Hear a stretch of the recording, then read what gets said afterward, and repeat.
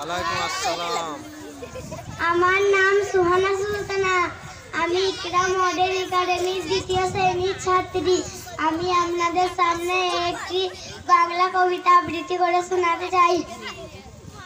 কবিতার নাম দিনান্তে, লেখকের নাম শেখ মহিদুল হক। রাত শেষে ভোর হয়েছে, সূর্য ওঠার নাই দেরি। ব্রহ্মাহারা সেই ছেলেটা ঘুরবে বাড়ি বাড়ি। প্রভাত আগে শোনা যায় ওই পাখির গলা সুর। উড়ে ঘর ছেড়ে চললো কুকু কাজ করতে বাবুর। ভোর না হতেই বাবুর বাগান ভরেছে কত শত ফুলে।